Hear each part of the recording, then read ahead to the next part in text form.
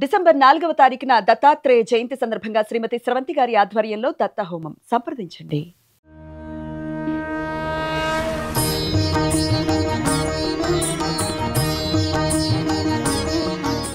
అందరికీ నమస్కారం. శరణాగతి మార్గం కార్యక్రమానికి స్వాగతం.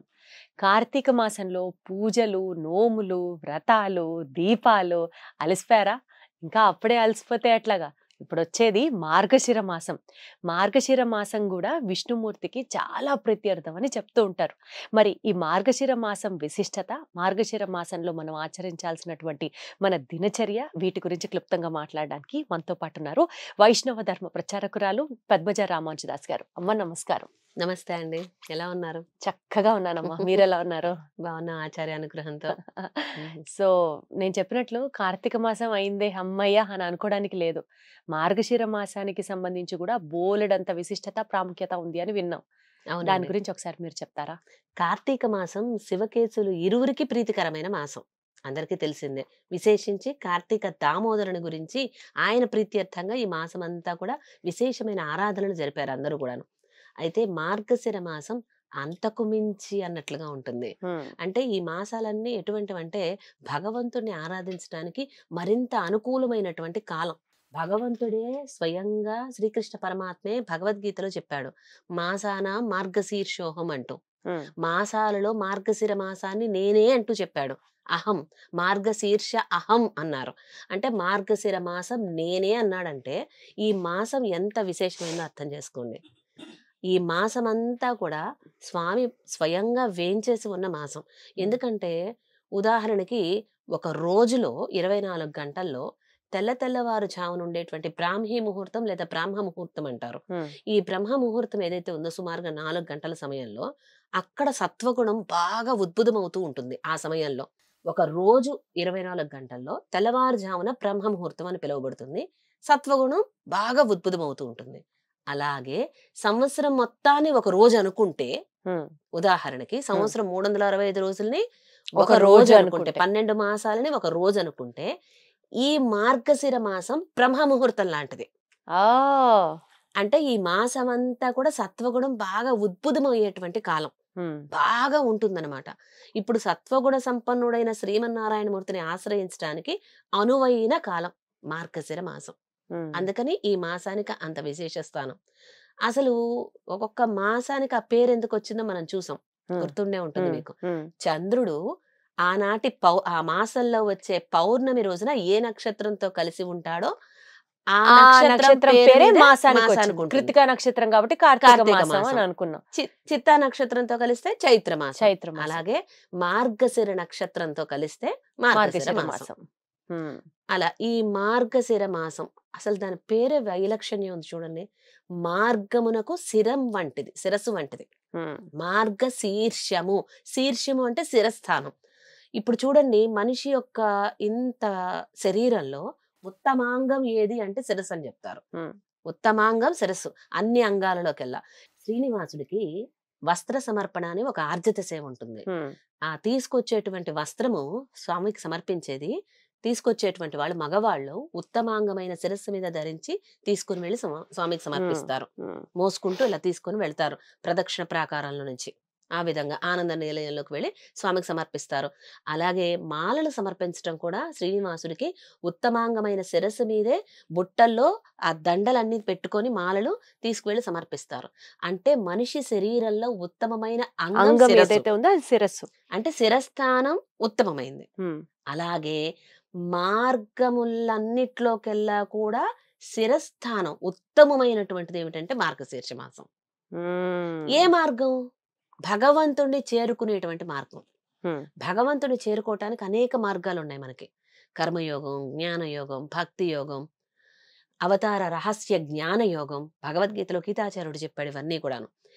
ఏ మార్గం పట్టుకున్నా స్వామిని చేరుకోవచ్చు. అయితే అవన్నీ కూడా దుర్లభమైనటువంటివి, చాలా కష్టంతో కూడుకున్నటువంటివి. కర్మయోగం అనుకోండి, నిత్యము కర్మని ఆచరిస్తూ ఉండాలి. మనం ఏ పని చేసినా భగవన్ నివేదితంగా మనం చేసుకుంటూ వెళ్ళాలి. నేను, నాది, నా కొరకు 3 వదిలిపెట్టి చేయాలి కర్మ.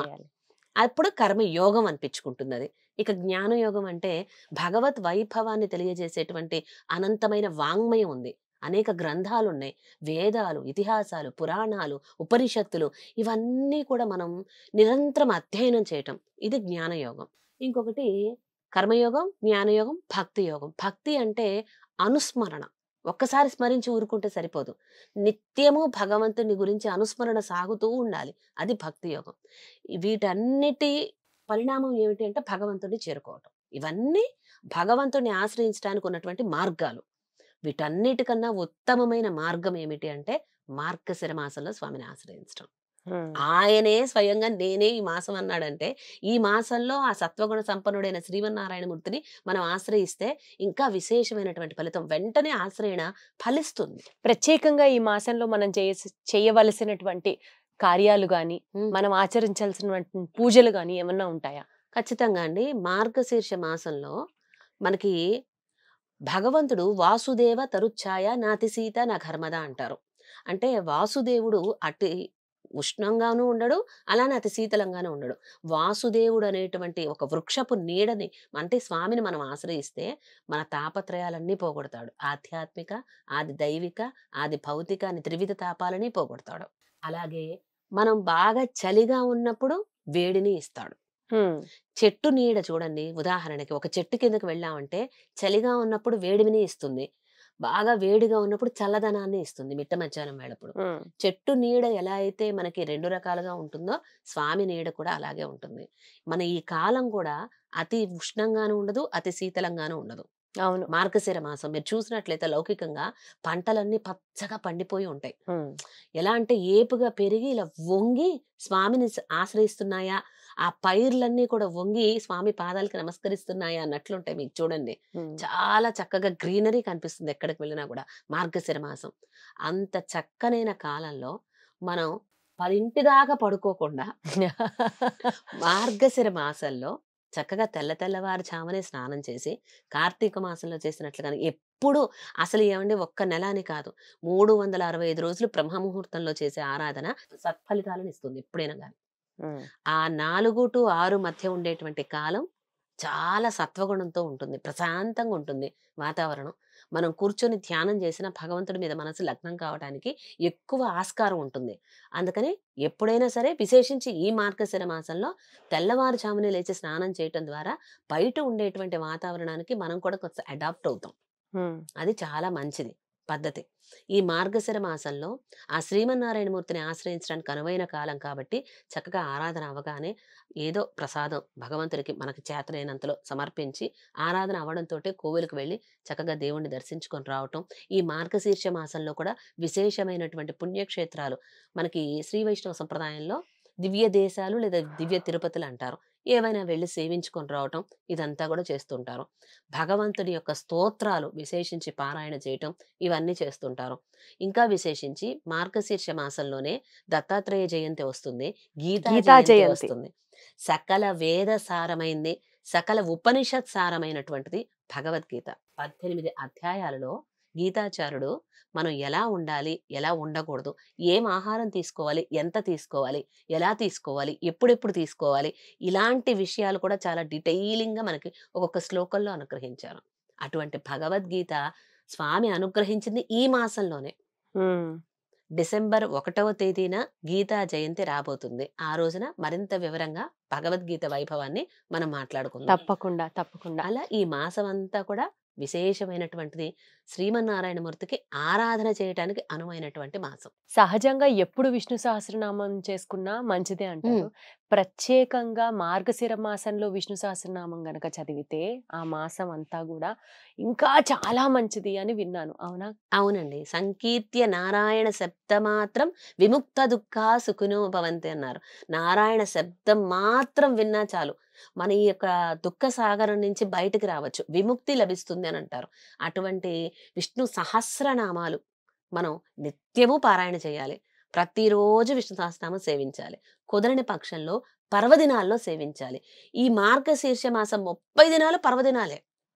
భగవంతుడు తానే అయి ఉన్నటువంటి మాసం కాబట్టి ఈ మాసం ఆయన ప్రీతికరమైన మాసం కాబట్టి ఆయన వైభవాన్ని తెలియజేసేటువంటి విష్ణు సహస్రనామం ఈ నెల రోజులు క్రమం తప్పకుండా సేవిస్తే ఆ స్వామి యొక్క ముఖం ఉల్లాసం అవుతుంది, ఆనందం అవుతుంది.